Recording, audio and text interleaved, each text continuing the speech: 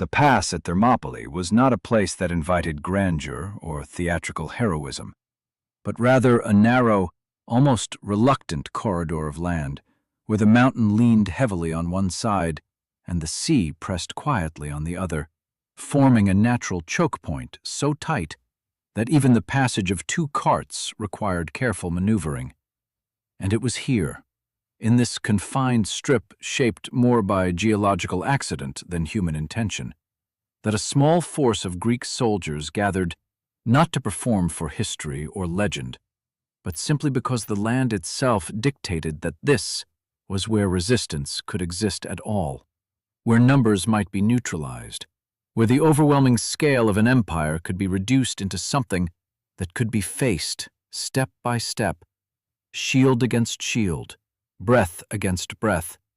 under a sky that offered no judgment and a wind that carried only the ordinary sounds of armor shifting, waves brushing the shore,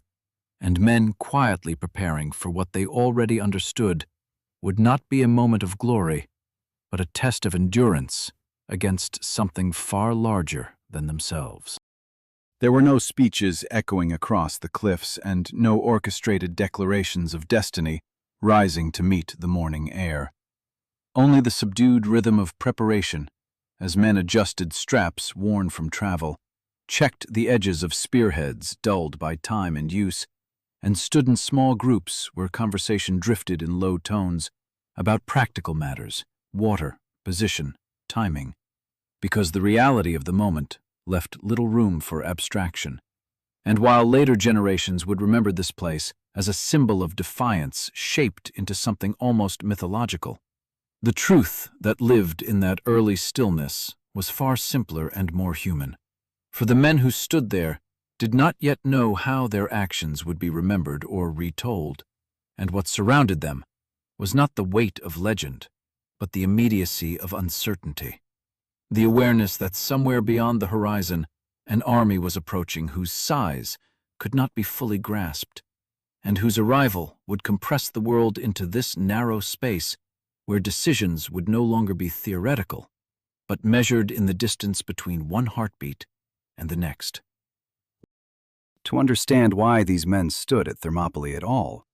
one had to look far beyond the pass itself, beyond the quiet shoreline and the looming mountain, into the vast administrative and political machinery of the Persian Empire under Xerxes I,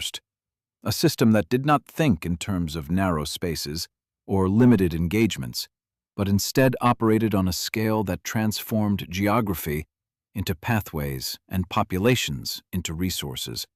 where roads stretched across continents and messages moved with astonishing speed between distant centers of power, and where the act of raising an army was not a desperate effort, but a structured process that unfolded with precision across multiple regions at once, drawing upon the labor, materials, and obedience of countless communities who contributed ships, food, animals, and men, not as a choice, but as part of the expected function of belonging to an empire that had long since learned how to coordinate vast undertakings without losing cohesion. The command to prepare for the campaign began in Susa and spread outward along the royal roads like a pulse that reached into provinces separated by language and landscape, yet united by administrative discipline. And as couriers carried instructions that required no interpretation, governors responded by organizing resources with a methodical urgency that turned distant territories into components of a single movement, so that in Phoenician ports, shipbuilders shaped timber into warships, while in Egypt, granaries were opened and measured with care, and in Babylon, officials counted livestock and prepared transport, all of it contributing to a growing system of logistics that would sustain not just an army, but an entire moving world. And this process itself became a demonstration of imperial power, because it showed that the king did not simply command men in battle, but could mobilize the full capacity of his realm in preparation for it. Xerxes, inheriting both the authority and the unresolved ambitions of his father, Darius I, faced a situation shaped by memory as much as strategy. For the earlier Persian defeat at the Battle of Marathon had introduced a contradiction into the imperial narrative, a moment where smaller, divided Greek forces had resisted successfully. And this was not merely a military concern, but a political one, because the perception of vulnerability could ripple outward through the empire, encouraging other regions to question the inevitability of Persian dominance. And so, the decision to launch a new campaign was influenced not only by the desire for expansion or punishment, but by the need to restore a sense of unquestioned authority, to demonstrate, through overwhelming force, that resistance was not a viable path, but a temporary illusion that would inevitably be corrected by the full weight of imperial power. The preparations that followed were therefore designed not just for effectiveness,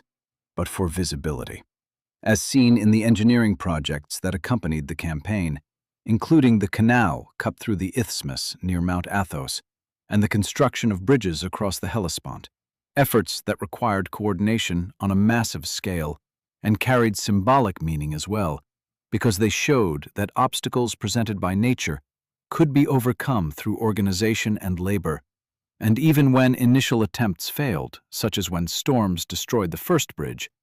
the response was not hesitation, but correction, reinforcing the idea that failure within the empire was not an endpoint, but a challenge to be addressed through renewed effort. And when the crossing into Europe was finally achieved, it did not unfold as a dramatic moment, but as a prolonged, disciplined movement of men, animals, and equipment flowing steadily across the water, as if the sea itself had been turned into a road.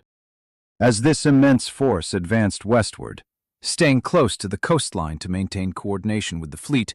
and relying on a combination of stored supplies and resources gathered along the route, the impact of its movement became visible long before it arrived. As fields were trampled, water sources strained, and local populations drawn into the logistical demands of supporting such a march, and news of its progress spread ahead through Greek territories in fragments that grew more alarming with each retelling. So that even without precise numbers, leaders understood the essential truth that an invasion of unprecedented scale was approaching, one designed not for negotiation, but for resolution. And it was within this growing awareness that decisions began to form among the Greek cities, decisions shaped by fear, rivalry, necessity, and the recognition that somewhere, in a place where geography could offer resistance, they would have to stand. And that place, whether by fate or by simple practicality, would be Thermopylae. The Persian Empire did not move like a storm that appeared suddenly on the horizon, chaotic and unpredictable, but rather like a vast and deliberate tide whose arrival could be sensed long before it was seen. For every order issued from the royal court of Xerxes I set into motion a chain of responses that stretched across thousands of miles, activating systems that had been refined over generations. And as messengers rode along the royal road from Susa through valleys, deserts, and mountain passes, they carried not just commands, but expectations. Instructions that governors, satraps, and local officials understood instinctively, because the empire functioned on the principle that coordination was strength, and that strength, once assembled, could reshape the political landscape of entire regions. So that by the time the Greek world began to grasp the scale of what was coming, the machinery behind it had already been in motion for months, perhaps years, gathering momentum with a quiet efficiency that made resistance seem not only dangerous, but almost irrational. Across the empire, preparation unfolded not as a single dramatic act, but as countless smaller efforts woven together into something immense. And in the shipyards of Phoenicia,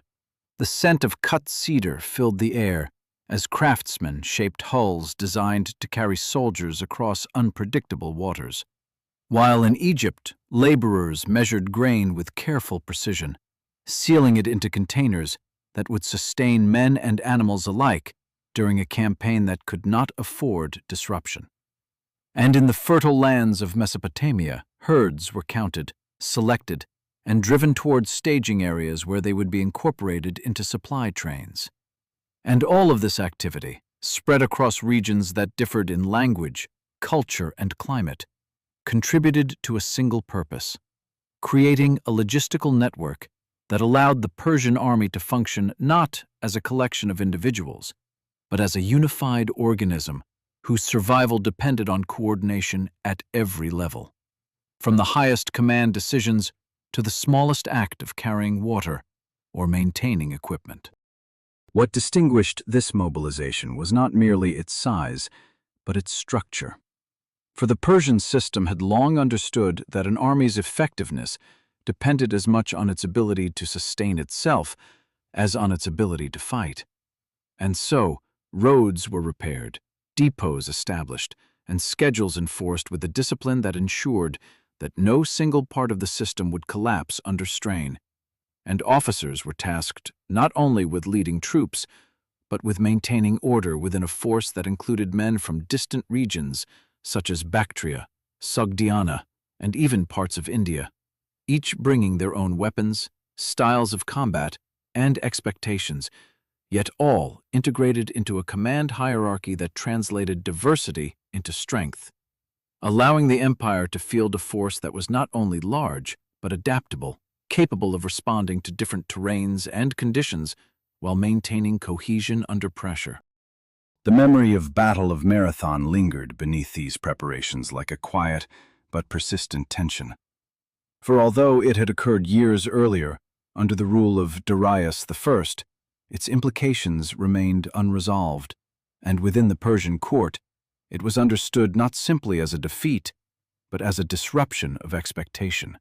A moment when a smaller force had resisted successfully, challenging the assumption that imperial expansion was inevitable.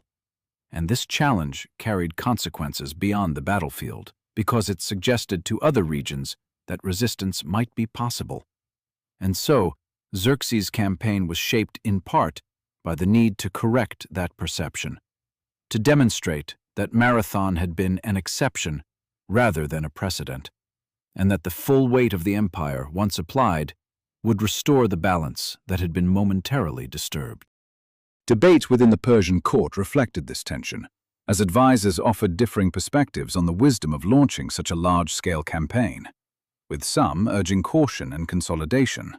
arguing that the empire's strength lay in maintaining control over its vast territories, rather than extending itself further into uncertain regions,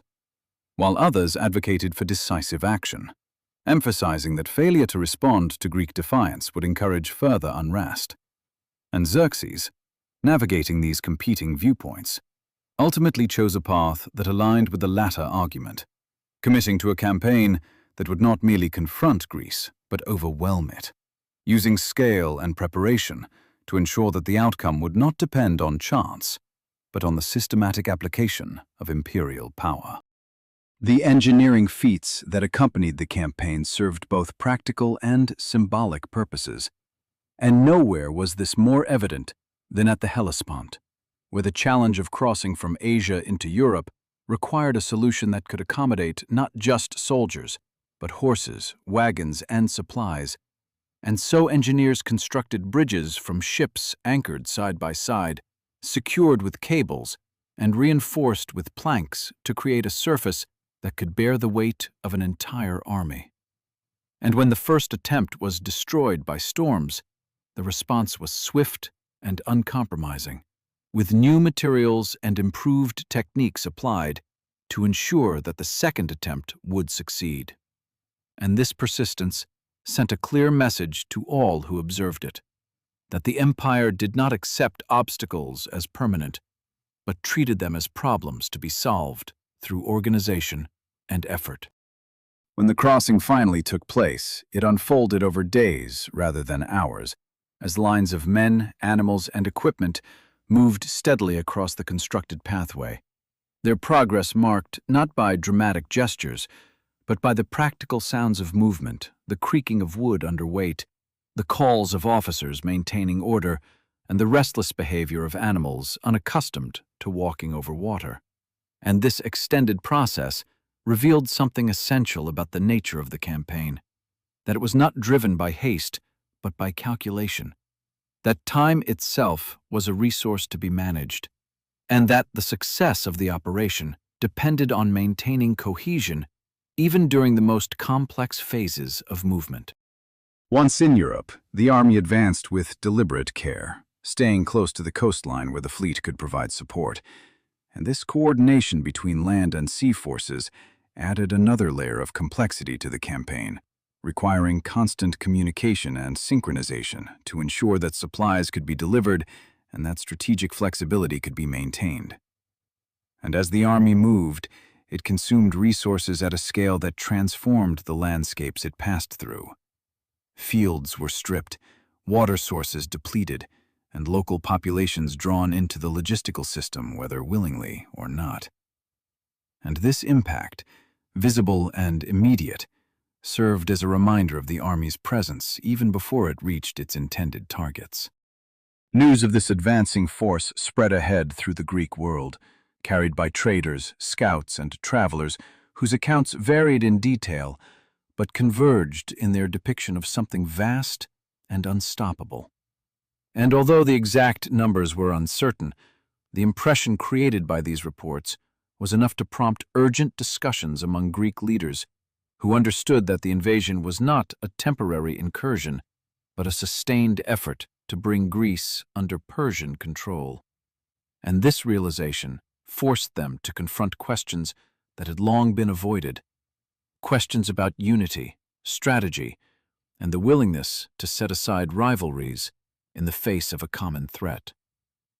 And as these discussions unfolded, the shadow of the approaching empire grew longer, stretching across the landscape and narrowing the space for indecision, until the need to act became unavoidable. If the Persian campaign toward Greece had been only a matter of assembling men and marching them westward, it might have resembled countless other invasions that history had already seen. But what distinguished the movement under Xerxes I was the deliberate refusal to accept the natural limits imposed by geography. For the obstacles between Asia and Europe were not merely distances to be crossed, but barriers that had previously broken fleets and slowed armies, and Xerxes, inheriting both the ambition and the unfinished designs of his predecessors, chose not to navigate around these barriers in the traditional way, but to confront them directly through engineering, transforming the campaign itself into a demonstration of imperial capability, where success would not only depend on battlefield outcomes, but on the ability to reshape the environment in advance, ensuring that the army could move with a level of control that reduced uncertainty and projected authority long before the first clash of weapons. The decision to construct a canal through the isthmus near Mount Athos reflected this mindset clearly. For that narrow stretch of land had once forced Persian ships into dangerous waters where storms could scatter fleets and destroy months of preparation in a single night. And rather than risk repeating that vulnerability, Xerxes ordered the land itself to be cut open, assigning thousands of laborers to dig through soil and rock under the supervision of engineers who coordinated the effort with precision, measuring distances, organizing shifts, and ensuring that the work progressed despite the physical demands placed on those involved. And while the canal served a practical purpose by providing a safer passage for ships, it also carried a symbolic weight that was impossible to ignore. For it demonstrated to both subjects and enemies that the Persian king possessed not only the authority to command men, but the means to alter the landscape itself, turning what had once been an obstacle into a controlled pathway. At the Hellespont, the challenge was different, but no less significant, as the narrow body of water separating Asia from Europe required a solution that could support the continuous movement of an army whose size defied simple description. And so engineers devised a system of floating bridges, constructed from ships anchored in parallel lines, their hulls stabilized against the currents by heavy cables and weights. And over these ships, planks were laid to create a surface that could bear the passage of men, animals, and wagons. And protective barriers were added along the sides to prevent accidental falls into the water, creating what was, in effect, a temporary road stretching across the sea. An achievement that required not only technical skill, but careful coordination to ensure that each component functioned as part of a larger whole. The first attempt at constructing these bridges failed when storms broke the anchors and scattered the ships, an event that could have delayed or even derailed the campaign if it had been interpreted as a sign of insurmountable difficulty. Yet within the Persian system, failure was treated not as an endpoint, but as a deviation to be corrected. And so the work began again, with adjustments made to materials and methods. Stronger cables were used, anchors were set with greater care, and the entire structure was reinforced to withstand the forces that had destroyed the initial attempt. And this persistence revealed a critical aspect of the campaign, that it was driven not by impulse, but by determination, supported by resources, allowing the empire to absorb setbacks without losing momentum. When the crossing was finally achieved, it unfolded over an extended period, as the sheer number of troops, animals, and supplies required a steady and controlled movement rather than a rapid surge, and the scene that emerged was one of continuous motion. Lines of soldiers stepping onto the wooden planks and moving forward in disciplined formation. Horses guided carefully to prevent panic, wagons creaking under the weight of provisions, and officers positioned along the route to maintain order and ensure that the flow did not break. And while later accounts would attempt to capture the scale of this moment through numbers that often exceeded plausibility, the reality was that the crossing itself conveyed its own impression, not through spectacle, but through duration, as the procession continued hour after hour, day after day, until the entire force had passed from one continent to another. Beyond these major engineering feats, the campaign required a level of logistical planning that extended into every aspect of movement and supply,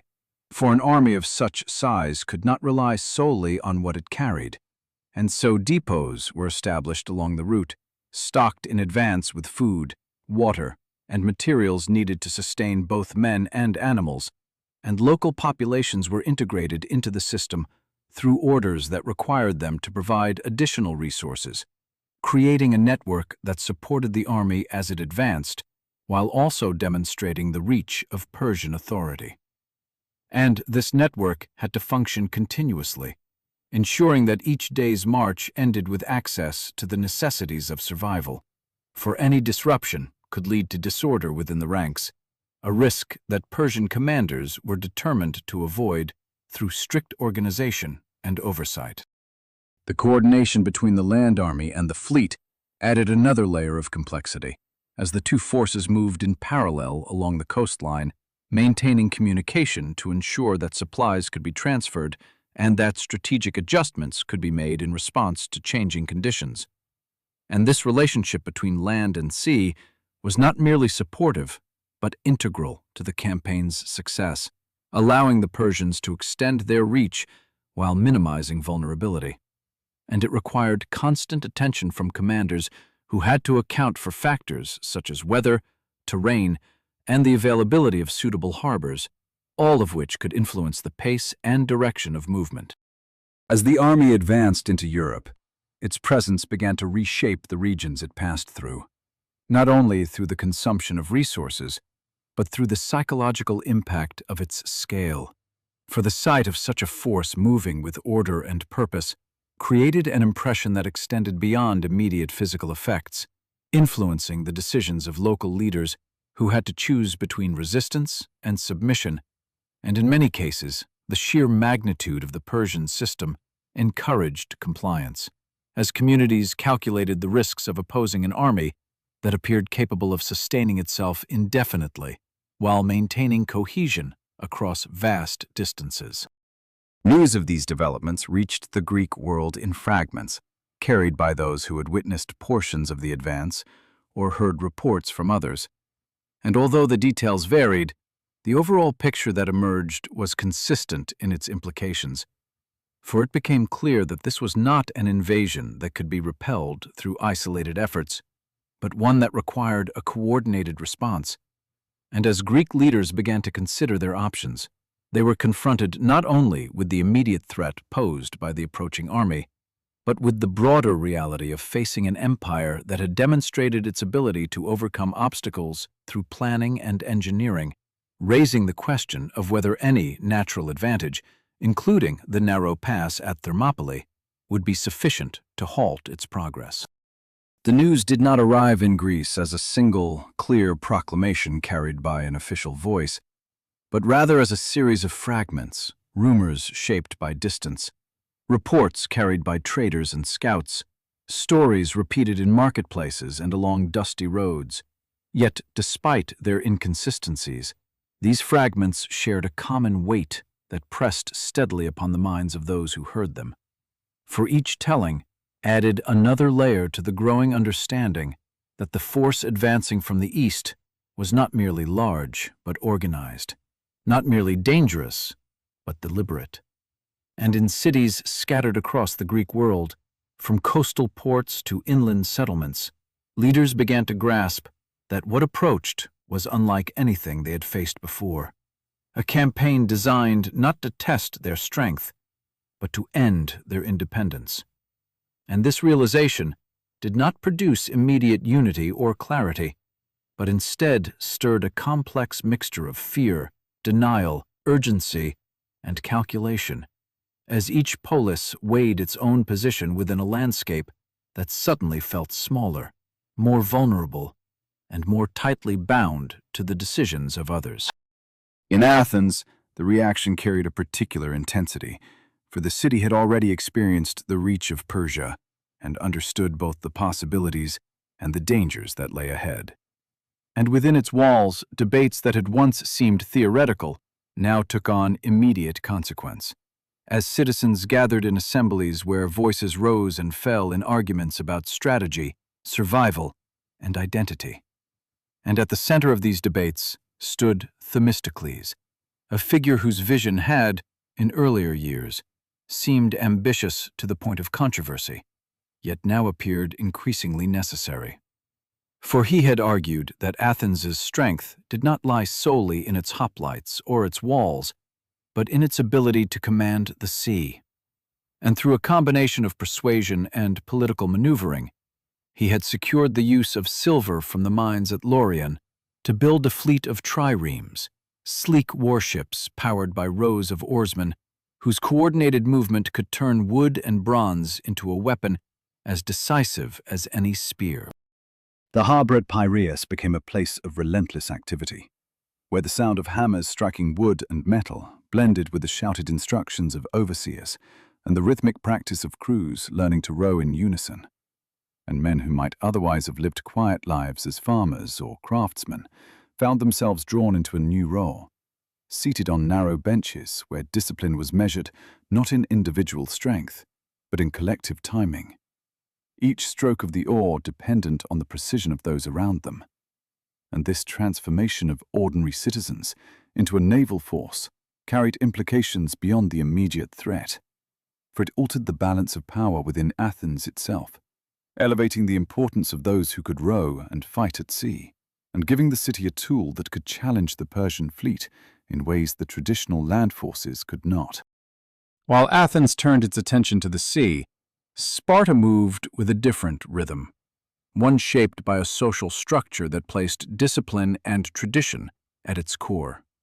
And within its austere system, the prospect of war did not produce the same public debates seen in Athens, but instead activated processes that had long been embedded in its way of life. As the ephors and elders considered reports brought by scouts and allies,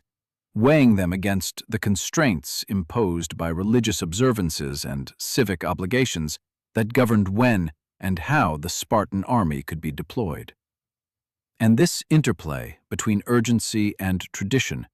created a tension that was not immediately visible but deeply influential. For Sparta could not simply march at will, and every decision had to align with laws and customs that defined the city's identity as much as its military strength. The Spartan system also carried internal concerns that shaped its response, particularly the need to maintain control over the Helot population, whose labor sustained the Spartan way of life, but whose potential for unrest required constant vigilance. And this reality meant that any large-scale mobilization had to consider not only the external threat posed by Persia, but the internal stability of Sparta itself, creating a situation in which even the most capable land force in Greece could not be deployed without careful calculation. And this caution, while practical, contributed to a broader sense of uncertainty among the Greek cities as they looked to Sparta for leadership on land, while recognizing that its movements would not be as immediate or as flexible as the situation might demand.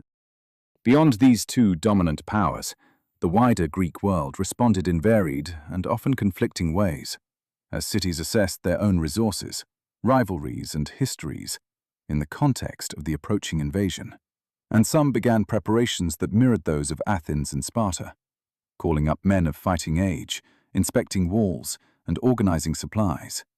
while others hesitated, uncertain whether resistance would bring destruction upon them or whether submission might offer a safer path. And this divergence of responses highlighted a fundamental challenge that had long defined Greek politics: the difficulty of achieving unity among states that were accustomed to competing with one another as much as cooperating. And yet the scale of the Persian threat forced these cities into conversations that might otherwise never have occurred, as representatives traveled to meet and discuss the possibility of forming an alliance capable of resisting an empire. These meetings, often held in neutral or strategically located cities, became arenas where diplomacy and pragmatism intersected, as envoys spoke not only of shared danger, but of the practical requirements of defense, discussing how many men and ships each city could provide, how supplies would be managed, and where defensive positions might be established. And while these discussions were marked by disagreements and underlying tensions, they gradually produced a framework for cooperation that, though fragile, represented a significant shift in Greek relations, for it required cities to look beyond their immediate interests and consider the broader implications of their actions, recognizing that the survival of one might depend on the decisions of another. Amid this process, geography began to shape strategy in a way that echoed the earlier Persian reliance on engineering, as Greek leaders sought locations where the advantages of terrain could compensate for their smaller numbers. And it was in this context that the pass at Thermopylae emerged as a focal point, not because of any inherent symbolism, but because of its practical characteristics: a narrow corridor where the Persian army's size would be constrained, and where a disciplined force could hold a line against repeated assaults. And this decision was linked to a parallel strategy at sea, where the Greek fleet would position itself at Artemisium to contest Persian naval movement, creating a coordinated defense that relied on both land and sea forces working in tandem. As these plans took shape, the atmosphere across Greece shifted from uncertainty to preparation, and the sound of daily life began to intertwine with the rhythms of impending war, as men trained with spear and shield, ship crews practiced maneuvers, and officials organized resources with increasing urgency. And yet beneath this activity lay a persistent awareness that the outcome was far from certain, for the Persian Empire had demonstrated its capacity to overcome obstacles through scale and coordination, and the Greek response, though determined, remained an experiment in unity, a collective effort that would soon be tested in a place where the margin for error was as narrow as the pass itself. The decision to resist did not emerge from a single voice or a moment of unified clarity, but rather from a slow and often uneasy convergence of interests among Greek city-states that had spent generations defining themselves in opposition to one another. And when representatives gathered at Corinth to discuss the growing threat posed by Xerxes I, they did so not as natural allies, but as reluctant partners bound together by necessity, each carrying into the meeting its own history of rivalries, grievances, and ambitions. And the conversations that followed were shaped as much by these underlying tensions as by the urgency of the situation. For while the Persian advance forced a recognition that no single polis could stand alone, it did not erase the deeply ingrained habits of competition that made cooperation difficult. And so, the alliance that began to take form was less a harmonious union than a carefully balanced arrangement in which each participant sought to protect its own interests while contributing just enough to ensure that the collective effort could function. Within this gathering, the question of leadership quickly became central, for any coordinated defense required direction. And yet, the idea of one city commanding others was inherently sensitive in a landscape where autonomy was fiercely guarded.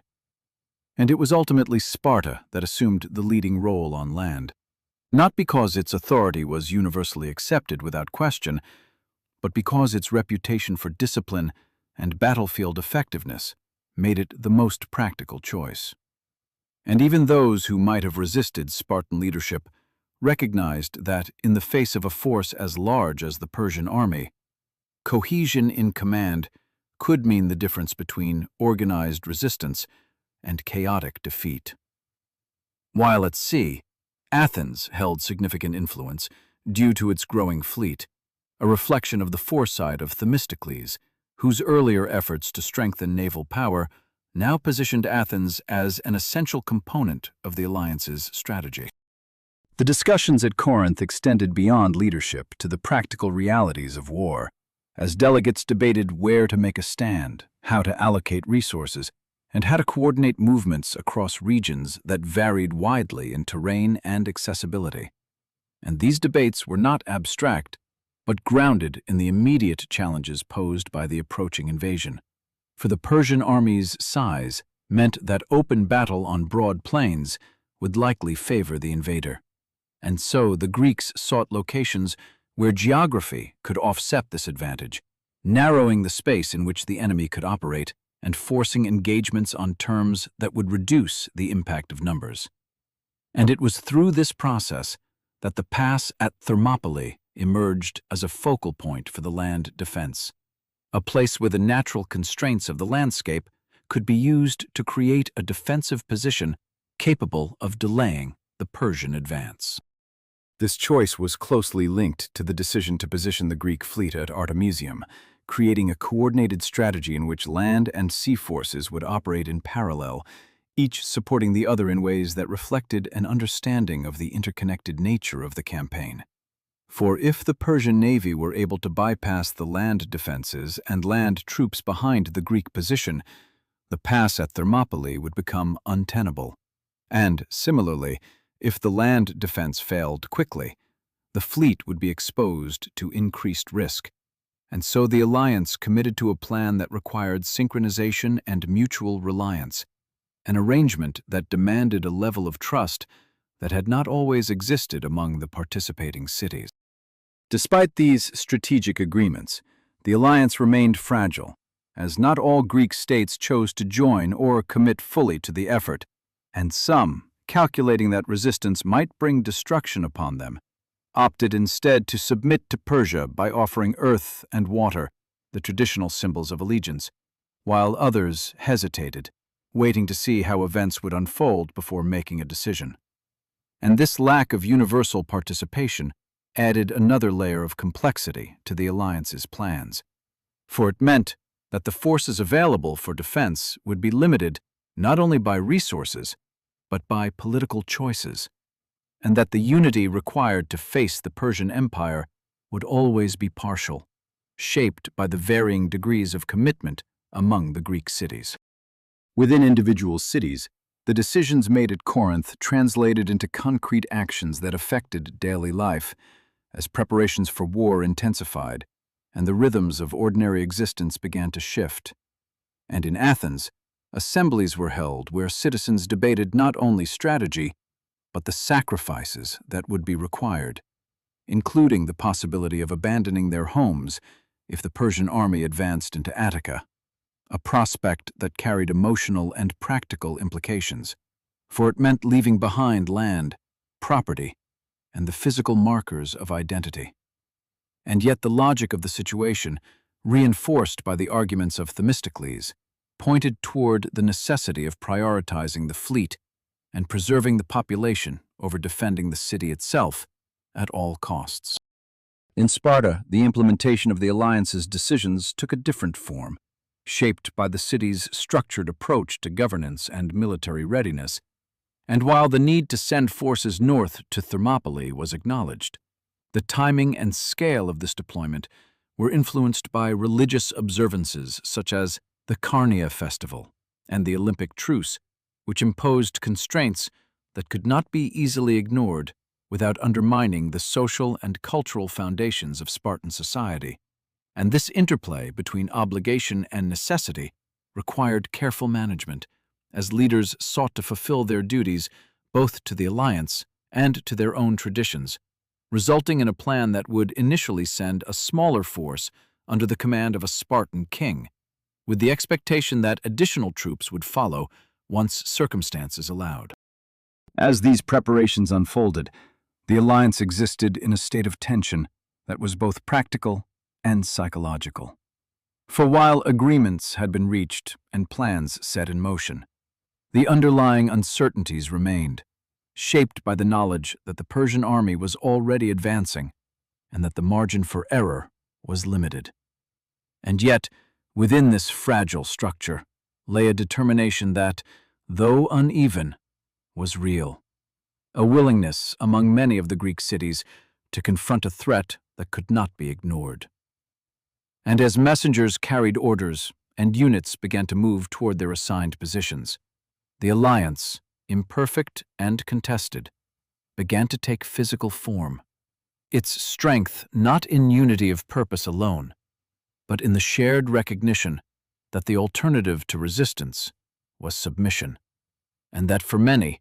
this was a choice they were not prepared to accept. The road to Delphi did not rise gently, but climbed in deliberate turns along the mountainside, as if the land itself demanded effort from those who sought answers. And in the days before the Persian army would press against the narrow confines of Thermopylae, that road filled with men who carried not only offerings, but questions heavy enough to shape the fate of entire cities. And among them were envoys from Sparta, moving with the same controlled urgency that defined their military life, yet now stepping into a space where discipline alone could not provide certainty. For the sanctuary at Delphi was not a place of strategy or calculation, but of interpretation, where meaning emerged through ritual, and where the words spoken within its inner chamber could carry a weight that extended far beyond the moment of their utterance. The sanctuary itself rested against the slope like a structure grown from the rock, rather than built upon it, its terraces and stone walls holding it in place above the valley, and as visitors passed through its gates, the atmosphere shifted from the noise of travel to a quieter tension shaped by expectation. For this was a place where cities sought guidance, not because they lacked intelligence or experience, but because they believed that divine insight could clarify what human reasoning could not resolve. And so the Spartan envoys followed the established procedures with careful attention, presenting offerings, waiting their turn, and entering a system that had been refined over generations to manage the flow of those who came seeking answers. Within the temple, the process unfolded with a controlled precision that mirrored, in its own way, the organization of a military operation. As priests prepared the space through purification rituals, washing and arranging objects according to tradition, while attendants guided the movements of the Pythia, whose role was to serve as the voice through which the god Apollo would speak. And although later accounts would surround this process with elements of mystery and speculation, what mattered to those present was not the mechanism, but the result. For the words that emerged from this ritual would be carried back to Sparta and interpreted within the framework of its laws and customs, influencing decisions that would determine how the city responded to the approaching invasion. When the Spartan envoys posed their question, they did so in terms that reflected both urgency and practicality, seeking guidance on war, leadership, and the fate of their city. And the response that came was not a detailed plan or a set of instructions, but a statement that framed the situation in stark and uncompromising terms, presenting a choice between two outcomes, one in which Sparta would face destruction, and another in which a Spartan king would die. And this formulation, though brief, carried a clarity that made it immediately usable within the political and cultural structures of Sparta, for it translated uncertainty into a decision that could be justified, debated, and ultimately acted upon. The power of the oracle's words lay not only in their content, but in their form. For by presenting the situation as a binary choice, they removed the possibility of avoiding the issue through delay or compromise, forcing the Spartan leadership to confront the reality that any course of action would carry significant consequences. And within a society where obedience to law and tradition was deeply ingrained,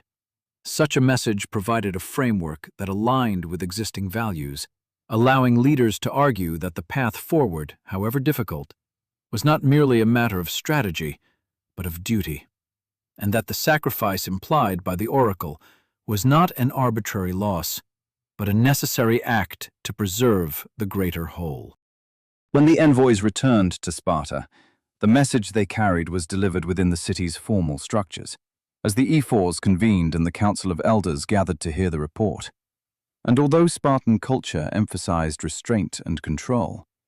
the impact of the oracle's words could be seen in subtle shifts of expression and posture. As men who were accustomed to evaluating situations in practical terms now had to integrate a statement that carried both religious authority and political implication. And the discussions that followed were shaped by this dual nature, as leaders considered how the prophecy could be interpreted in a way that aligned with the needs of the alliance, while maintaining adherence to the traditions that defined Spartan identity. At the center of these deliberations stood Leonidas I, a man whose position placed him at the intersection of authority and expectation. For as one of Sparta's kings, he held command in war, yet he was also subject to the oversight of the ephors and bound by the same system that governed all Spartan citizens. And the oracle's message, with its reference to the death of a king, did not remain abstract, but became a personal consideration, one that Leonidas could not ignore. And while the historical record does not preserve his private thoughts, the decision that emerged from these discussions suggests a recognition that the role he was expected to play extended beyond leadership in battle to embodying the very sacrifice that the oracle had implied. The plan that took shape reflected both the constraints and the opportunities presented by the situation, as Sparta committed to sending a force north to Thermopylae under the command of Leonidas, while acknowledging that the full army could not be mobilized immediately due to religious observances. And this initial deployment, though limited in size, carried a significance that extended beyond its numbers, for it represented a tangible commitment to the alliance, signaling to other Greek cities that Sparta would not delay indefinitely, but would take action within the framework of its traditions. And at the same time, the choice of a king to lead this force aligned with the oracle's message, creating a narrative that could be understood and accepted within the broader context of Spartan society. As preparations began, the presence of the oracle's words lingered in the background, shaping not only the decisions of leaders, but the perceptions of those who would march north. For within a culture that valued discipline and collective identity, The idea that their actions were connected to a larger, divinely framed outcome added a layer of meaning to what might otherwise have been seen as a purely strategic deployment. And while not every individual would have interpreted the prophecy in the same way, its influence contributed to a sense that the coming confrontation at Thermopylae was not merely a defensive action, but a moment in which the choices of a few could determine the fate of many. And it was under this shadow, cast by words spoken in a distant sanctuary, that the next phase of the campaign began to unfold. The departure from Sparta did not resemble the grand send-offs imagined by later generations, for there were no crowds calling out in dramatic farewell, and no outward displays of emotion that might disrupt the discipline ingrained in Spartan life, but rather a measured, almost restrained movement, as Leonidas I assembled the men who would march with him, selecting 300 citizens not at random, but according to criteria shaped by both practical and cultural considerations, choosing those in their prime who had proven themselves capable of enduring the physical and psychological demands of combat, and who, according to tradition preserved in later accounts, had living sons to carry on their family lines, a detail that reflected the underlying awareness that this mission carried a high likelihood of death. And yet, within the Spartan framework, this awareness did not produce hesitation, but was integrated into the process itself, transforming the selection into an act that balanced duty to the state with continuity of the household. Each man prepared with equipment that was both personal and communal, for while the armor and weapons belonged to individual households, they also represented the collective identity of Sparta. And as they inspected bronze helmets for fit, adjusted the straps of greaves, and tested the straightness of spear shafts, they engaged in routines that had been repeated countless times during training and previous campaigns, yet now carried an added weight. For these preparations were not for a conventional battle,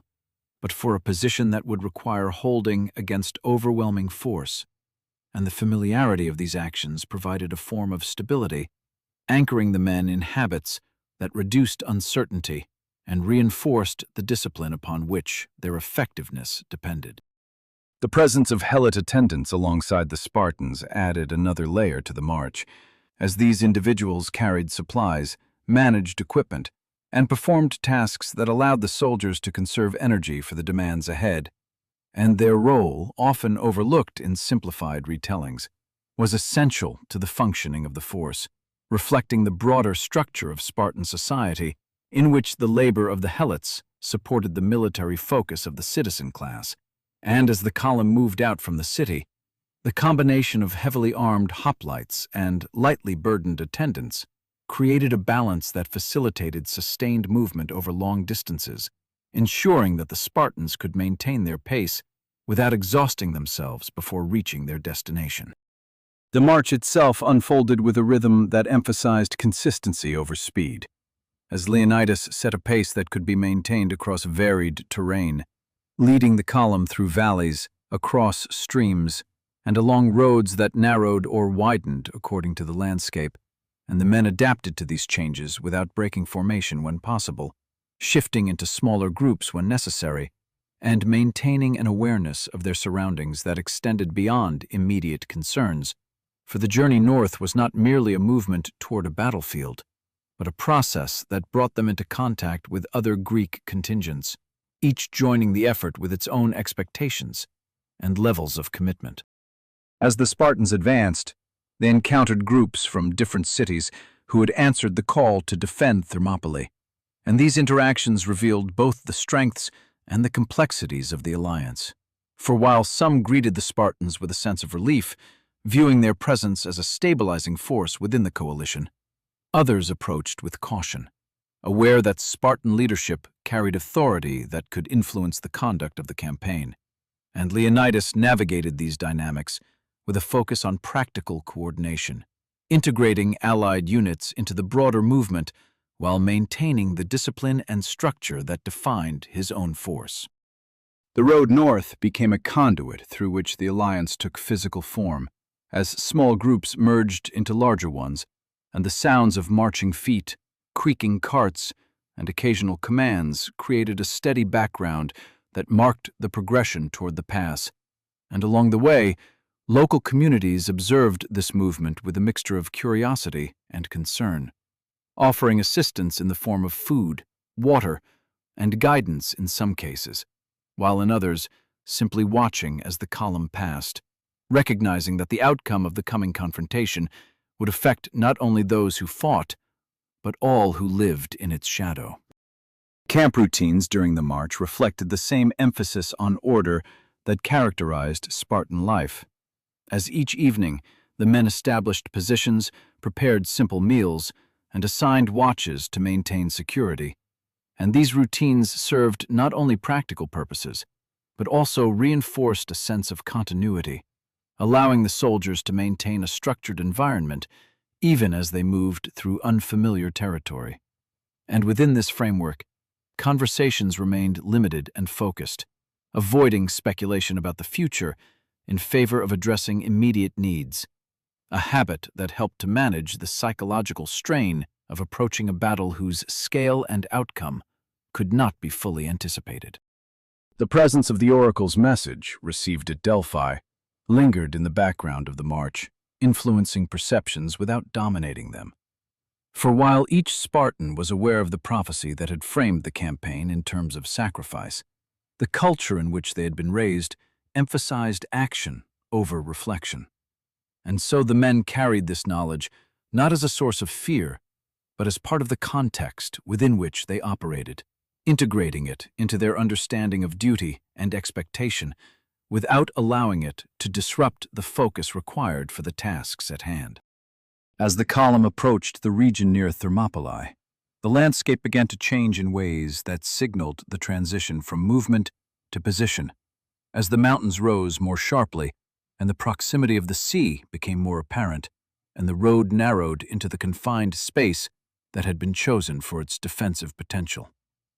And Leonidas, moving ahead at times to assess the terrain,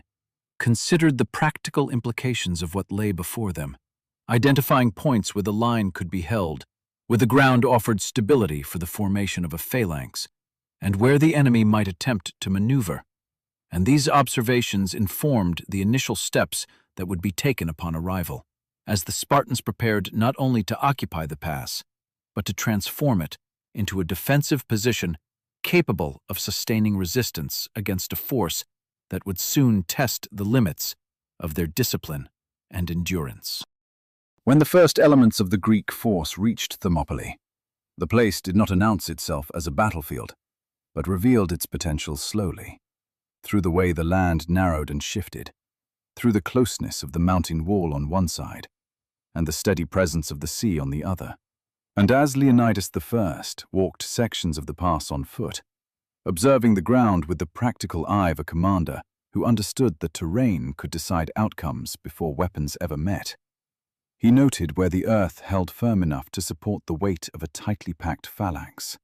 where the line could be anchored against rock, and where an advancing force might attempt to press its advantage. And these observations, grounded in experience rather than theory, formed the basis for transforming a narrow stretch of land into a position that could resist a far larger army, at least for a time. The pass was not uniform,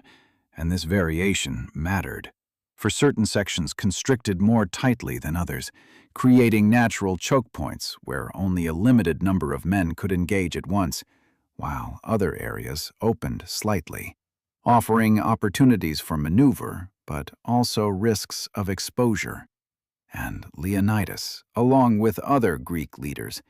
identified these differences and began to organize the defense accordingly, assigning units to positions that matched their capabilities and ensuring that the overall formation would remain cohesive even as the terrain shifted. And this process required not only an understanding of the land,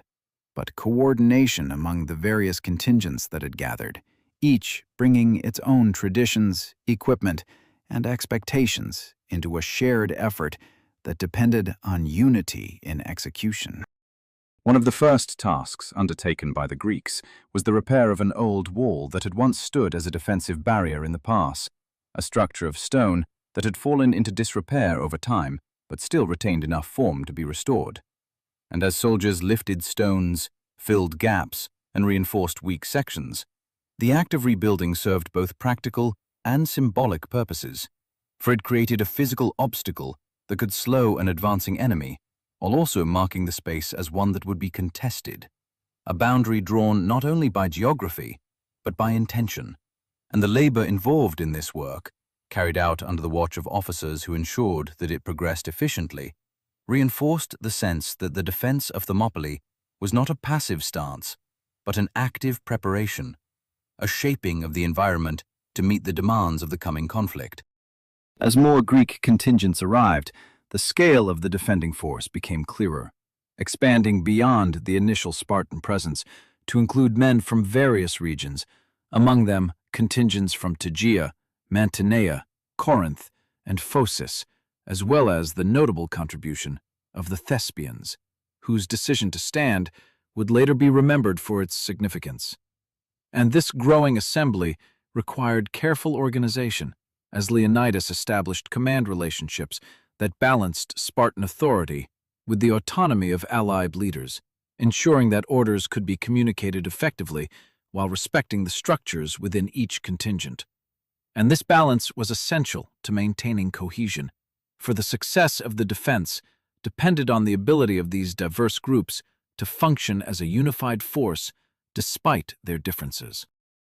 The strategic importance of Thermopylae extended beyond the land itself, as its proximity to the sea linked it directly to the naval operations planned at Artemisium, and this connection underscored the interdependence of the Greek strategy. For the defense of the pass would be strengthened by the presence of the fleet, which could prevent Persian ships from bypassing the position and landing troops behind the Greek line, while the fleet's own effectiveness depended on the land forces holding long enough to justify its position. And this relationship required constant communication and trust, as both elements of the strategy operated under the assumption that the other would fulfill its role, creating a coordinated defense that, while complex, offered the best chance of delaying the Persian advance. Among the considerations that shaped the Greek preparations was the existence of a mountain path that ran above the pass, a route known to locals and recognized as a potential vulnerability. And to address this, a contingent of Phocian troops was assigned to guard the path, tasked with monitoring movement and preventing any attempt by the Persians to bypass the main defense. And this assignment, while logical, introduced an element of uncertainty, for it relied on the vigilance and effectiveness of a relatively small force positioned away from the main body. And Leonidas, aware of this risk, ensured that the path was inspected and that the guards understood the importance of their role, emphasizing that the integrity of the entire defensive position depended on their ability to hold that route. The Greek camp at Thermopylae settled into a routine that combined preparation with anticipation, as soldiers sharpened weapons, checked equipment, and practiced formations that would be used in the narrow confines of the pass. And these activities, while repetitive, served to reinforce the discipline required for the coming battle, ensuring that each man understood his place within the line and the movements that would be necessary to maintain cohesion under pressure. And at the same time, scouts were sent north to gather information on the approaching Persian force, their reports bringing updates that gradually reduced uncertainty about the enemy's position while increasing the immediacy of the threat. Life within the camp reflected a balance between readiness and restraint, as men rested when possible, conserving energy for the fight ahead, while maintaining a level of alertness that allowed them to respond quickly to any change in circumstances. And conversations, when they occurred, tended to focus on practical matters rather than speculation, a reflection of the mindset that had been cultivated through training and experience.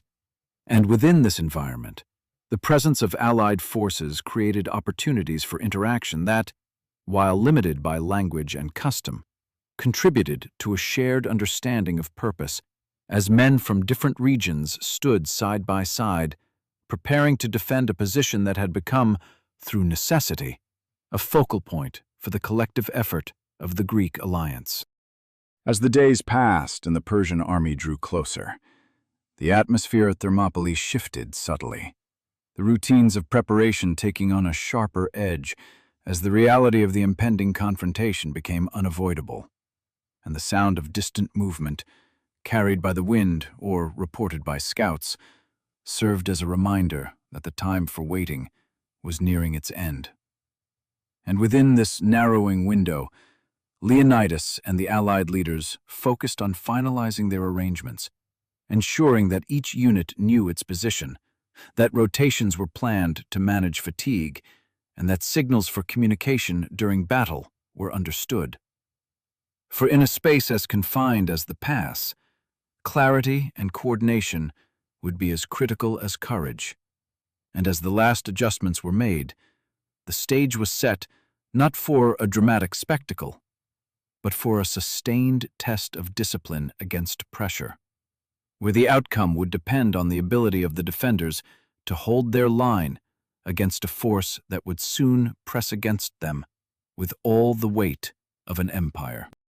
The first sight of the Persian vanguard did not arrive with thunder or spectacle,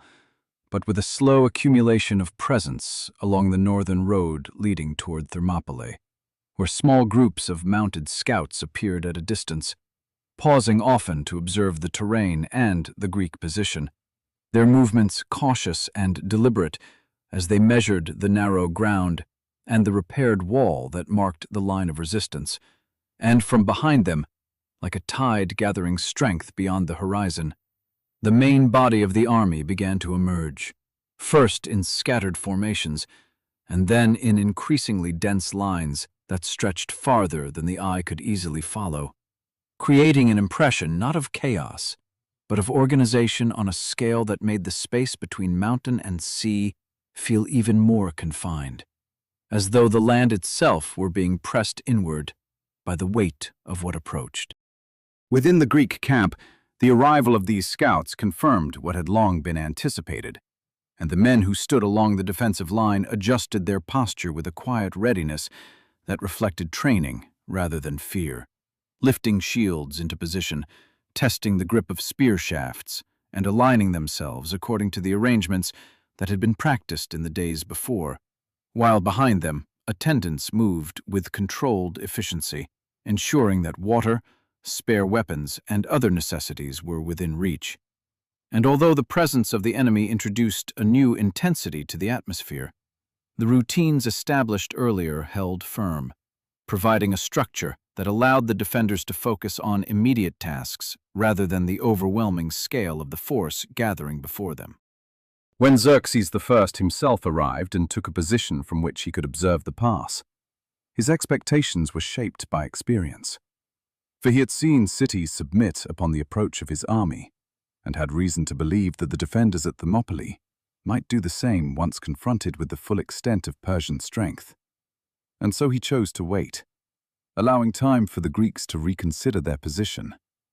a decision that reflected both confidence and pragmatism,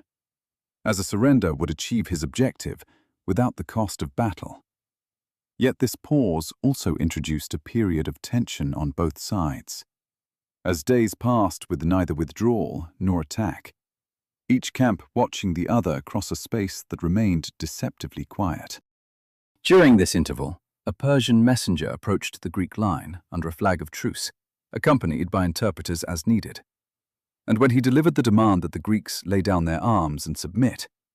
the exchange that followed was brief but decisive,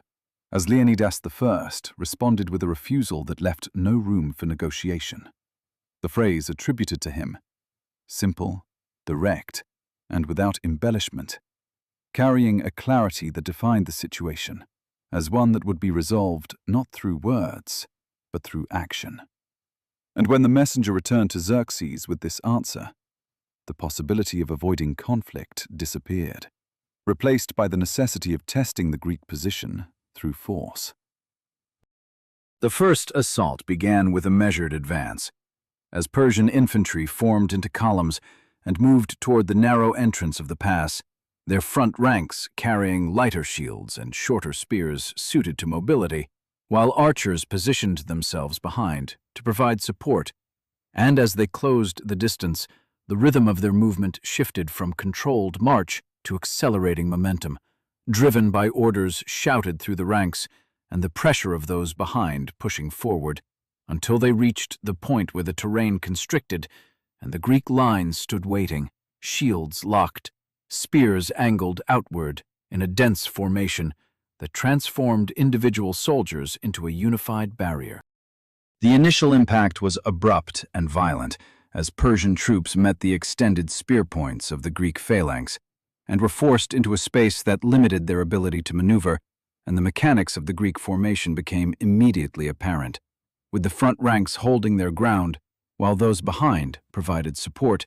creating a depth that absorbed pressure and allowed for continuous engagement. And as spears thrust forward in controlled movements, striking at exposed areas and then withdrawing to reset, the defenders maintained a rhythm that balanced offense and defense, using the weight of their shields to push back against the attackers and keep the line intact. The narrowness of the pass amplified the effectiveness of this approach, as the Persians, despite their numbers, could not bring the full force of their army to bear at once, and those in the rear, unable to see clearly what was happening at the front, continued to press forward, adding to the congestion and reducing the space available for those actually engaged in combat. And this crowding created conditions that favored the disciplined Greek formation, as it prevented the Persians from coordinating their movements effectively and forced them into a series of localized clashes where individual initiative was constrained by the lack of room to maneuver. Xerxes, observing the initial waves of his troops failing to break the line, responded by committing additional forces, sending fresh units forward to maintain pressure and attempt to exploit any weakness that might appear. And these successive assaults varied in intensity and approach, with some units attempting to push more aggressively at specific points, while others sought to use their numbers to overwhelm the defenders through sustained contact.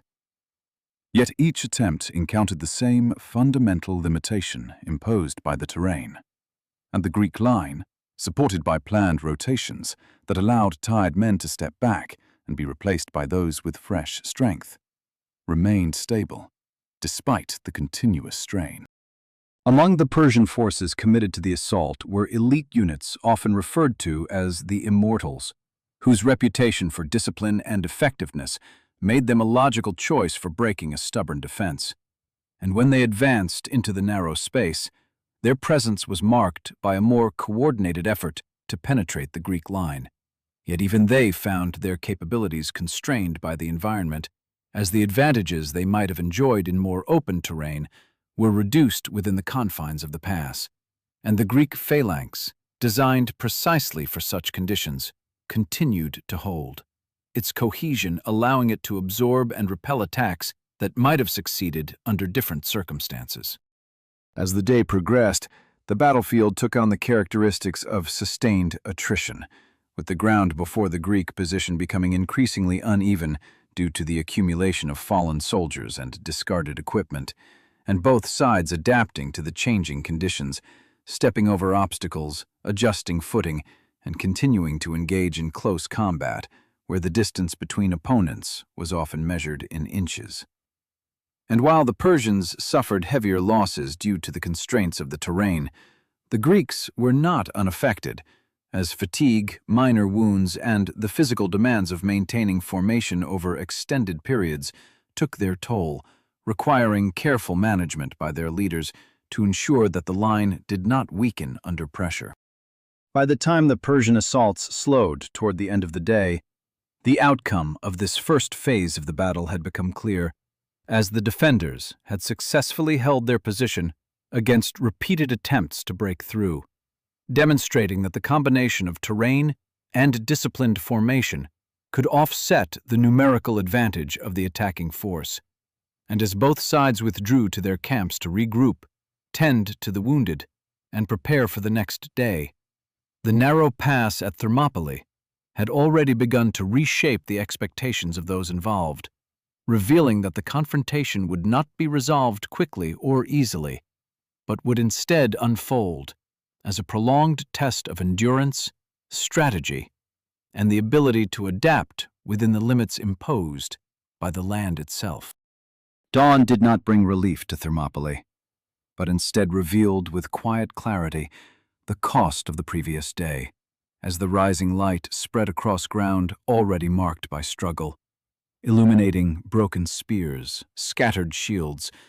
and the bodies of men who had fallen where they stood. And as the defenders took their positions once more under the command of Leonidas I, they did so with a familiarity that bordered on routine, stepping over the remnants of battle to reform their line, adjusting armor stiffened by sweat and dust, and preparing themselves for the continuation of a conflict that had already proven that it would not be decided by a single decisive moment, but by sustained pressure applied over time, where endurance would matter as much as skill, and where the ability to maintain cohesion under repeated assault would determine how long the pass could be held. The air carried a different weight on this second day, not because the danger had changed, but because it had become known, transformed from anticipation into experience. And the men who stood along the line understood now the rhythm of the fighting, the surge of advancing troops, the impact of contact, and the necessity of maintaining formation even as fatigue began to accumulate in their arms and legs. And this understanding allowed them to prepare not only physically, but mentally, settling into a state of readiness that balanced tension with control, while behind them attendants moved with practiced efficiency, distributing water, checking equipment, and ensuring that the mechanisms supporting the front line remained intact. Across the open ground, the Persian camp stirred with renewed activity as Xerxes I prepared to resume the assault. His expectations shaped by the belief that persistence, combined with the sheer volume of his forces, would eventually break the Greek defense. And as units were assembled and ordered forward, the movement carried a sense of determination, reinforced by the presence of officers who pushed their men into position, organizing them into formations that would advance in successive waves, maintaining pressure on the defenders while attempting to exploit any weakness that might emerge. And this approach reflected an understanding that the battle would not be won through a single overwhelming strike, but through the gradual erosion of the enemy's ability to resist. The initial attacks of the second day came with increased intensity,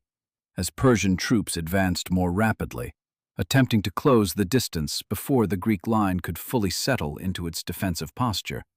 Yet the defenders, having experienced the previous day's assaults, responded with a refined coordination that allowed them to absorb the impact and maintain their formation,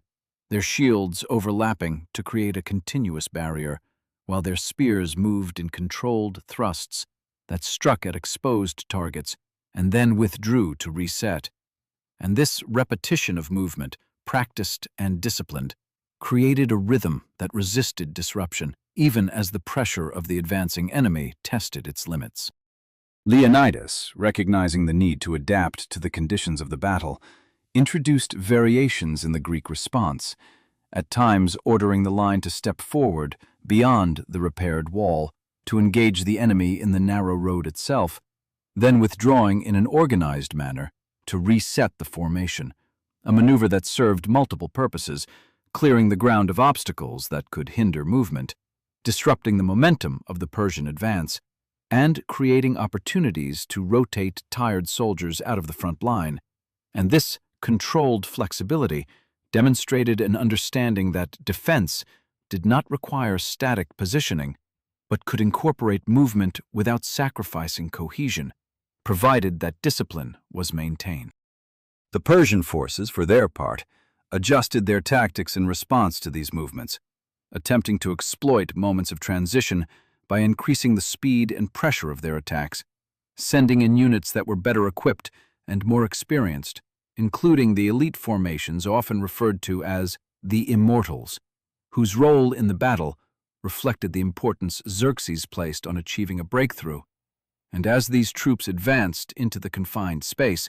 their efforts were marked by a determination to force their way through the Greek line, using both direct assaults and attempts to pull apart the defenders' formation. Yet the limitations imposed by the terrain continued to undermine these efforts, as the narrowness of the pass prevented them from fully utilizing their numbers and forced them into close combat where the advantages of the Greek phalanx remained decisive. The fighting throughout the day took on a repetitive, almost mechanical quality, as waves of Persian troops advanced, engaged, and were repelled, only to be replaced by fresh units that repeated the process. And within this cycle, the Greek defenders relied on their system of rotation to manage fatigue, stepping back in small, coordinated movements to allow others to take their place, ensuring that the front line remained composed of men capable of maintaining the necessary level of strength and focus. And this system, while effective, required constant oversight by officers who monitored the condition of their soldiers and made adjustments as needed to prevent the formation from weakening. As the hours passed, the physical demands of the battle became increasingly evident, with arms aching from the repeated thrust and withdrawal of spears, shoulders strained from the weight of shields held in position, and throats dry from the combination of exertion and dust. Yet the discipline of the defenders allowed them to continue functioning as a cohesive unit, their individual discomfort subsumed within the collective effort to hold the line. And even as minor injuries accumulated, with cuts, bruises, and occasional arrow wounds adding to the strain, the structure of the formation provided a degree of protection that limited the impact of these factors on the overall effectiveness of the defense. By late afternoon, the pattern of the day had become clear, as the Persian assaults, though persistent and varied, had failed to achieve a decisive breakthrough, and the Greek line, though tested, remained intact, demonstrating once again that the combination of terrain and disciplined formation could counterbalance the numerical superiority of the attacking force. And as the fighting subsided and both sides withdrew to their respective camps, the second day ended not with resolution, but with a continuation of the stalemate, setting the stage for further developments that would soon alter the nature of the conflict in ways that neither side could fully anticipate. Night did not fall gently over Thermopylae, but settled with a quiet heaviness that carried the fatigue of 2 days of relentless combat. As the fires in both camps flickered against the darkness, and the sounds of preparation gave way to a more subdued rhythm of tending wounds, repairing equipment, and attempting rest. Yet beneath this surface of routine, something had already begun to shift beyond the awareness of most of the men who slept or kept watch along the narrow road. For while the defenders believed that the coming day would bring a continuation of the same pattern of attack and resistance, a different kind of movement was being set into motion within the Persian camp, one that would alter the balance of the battle, not through force alone, but through knowledge of the land itself. The man who carried this knowledge, Ephialtes, did not arrive with the bearing of a soldier or the authority of a commander, but with the cautious urgency of someone who understood both the value and the danger of what he offered. And as he was brought before the officers of Xerxes I, he spoke through interpreters, describing a path that wound through the mountains above the pass, a route known to locals, but not widely recognized by those who had chosen to defend the main road. And his words, though simple, carried a significance that immediately captured the attention of the Persian leadership, for they presented a solution to the problem that had frustrated their efforts over the previous 2 days,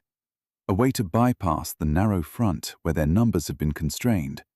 and to strike the Greek position from behind. The path itself was not a road in the conventional sense, but a trail shaped by use rather than design, winding through uneven terrain where loose stones shifted underfoot and trees pressed close in places, forcing movement into single file. And while it offered a route around the main defense, it also presented its own challenges, requiring careful navigation and the ability to move quietly through the darkness. Yet, for the Persians, whose resources allowed them to select and organize a force suited to such a task. These challenges were acceptable in light of the potential advantage, and Xerxes, recognizing the opportunity, ordered a detachment to prepare for a night march, assembling troops equipped for movement rather than heavy engagement, and placing them under the command of officers who could maintain discipline in conditions where visibility and communication would be limited. As this force began its ascent into the hills, guided by Ephialtes, the contrast with the stillness of the Greek camp below was stark. For while the defenders maintained their watch along the pass, unaware of the movement above them, the Persian detachment advanced steadily, their progress marked by the soft sounds of sandals on rock and the occasional clink of equipment. And the discipline required for such a march was evident in the way the column maintained its cohesion despite the difficulties of the terrain,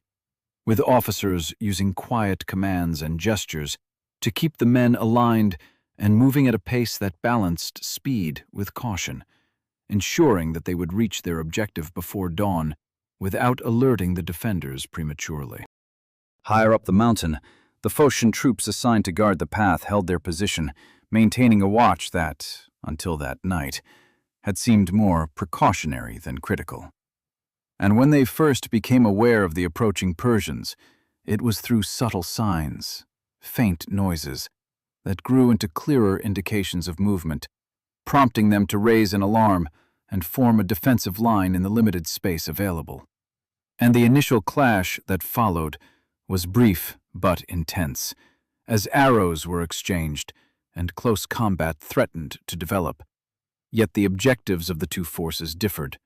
with the Phocians seeking to block the path and the Persians focused on continuing their advance. And in the confusion of the encounter, the Phocians withdrew to higher ground, expecting the enemy to pursue them, while the main Persian force pressed forward along the trail, leaving a portion of their troops to contain the defenders and prevent interference. The realization of what had occurred spread quickly among the Phocians, as they observed the Persian column continuing past their position, and the implications were immediate and severe, for the path they had been tasked with guarding had been compromised, and the enemy was now moving toward the rear of the Greek position, and in response, a runner was dispatched with urgency, descending the mountain as quickly as the terrain allowed, carrying news that would reach the camp at Thermopylae before the full extent of the threat became visible. And this act, though simple, represented a critical link in the chain of events, as it provided the defenders with the information needed to understand the changing situation, even if it came too late to prevent it. In the Greek camp, the night had been marked by the usual routines of rest and watch, with men sleeping in short intervals and guards maintaining their positions along the line. And when the message arrived, it moved quickly through the ranks, carried from one officer to another until it reached Leonidas I, who received it with the composure expected of his role, yet understood immediately the significance of what it conveyed, for the strategy that had allowed the Greeks to hold the pass depended on the assumption that the enemy would be forced to attack from the front, and with that assumption now invalid, the nature of the battle had changed fundamentally, transforming the position from a defensible choke point into a potential trap. As the first light of dawn approached, Leonidas called together the allied leaders, gathering them near the wall where decisions could be made quickly and communicated effectively. And the discussion that followed, though shaped by urgency, remained grounded in practical considerations, as each commander assessed the condition of his men, the feasibility of withdrawal, and the risks associated with remaining in place. And while the details of these discussions are not fully preserved, the outcome reflected a clear recognition of the altered circumstances,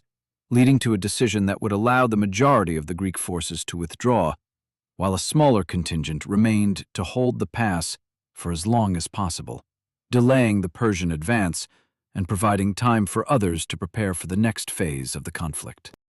Thus, as the night gave way to morning, the battle at Thermopylae entered a new phase, defined not by the repetition of previous patterns, but by the convergence of forces from multiple directions and the narrow space that had once provided an advantage now became a constraint, as the defenders prepared to face an enemy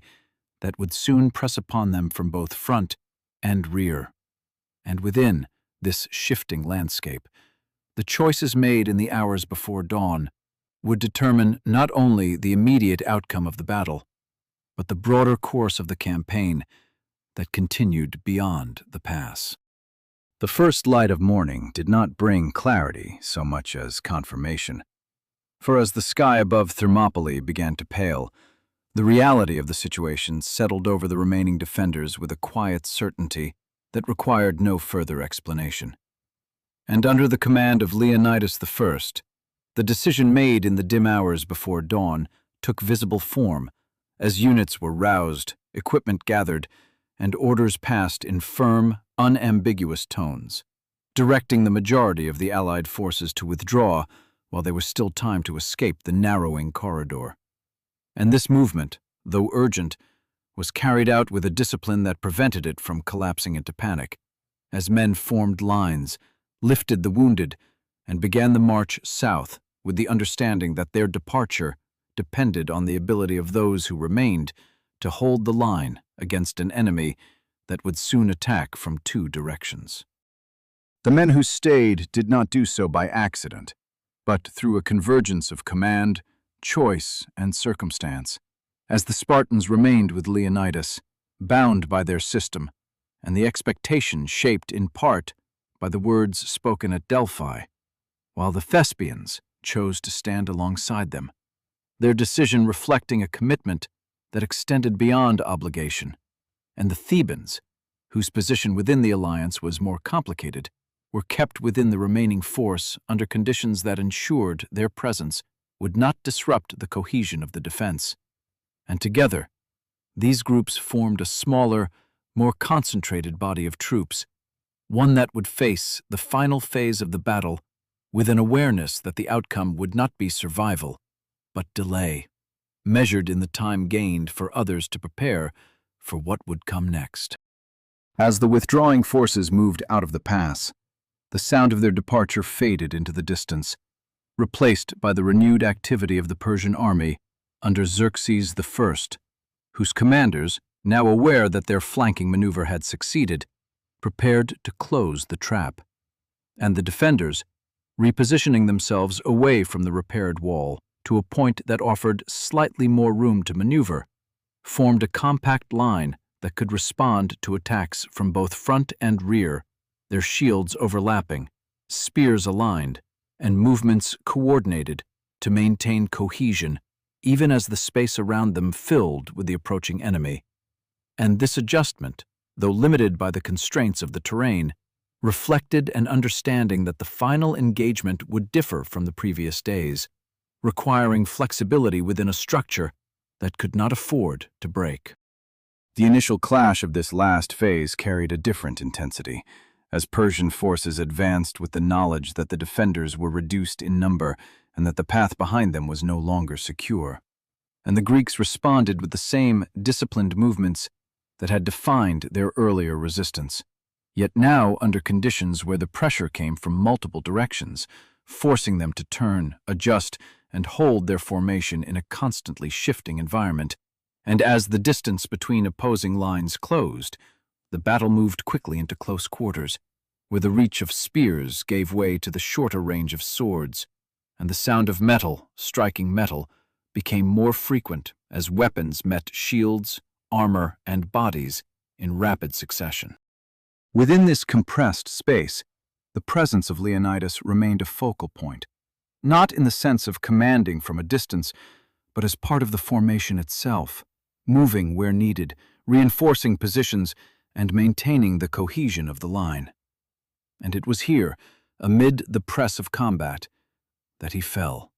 struck down in a moment that is recorded in varying ways, but understood consistently in its outcome.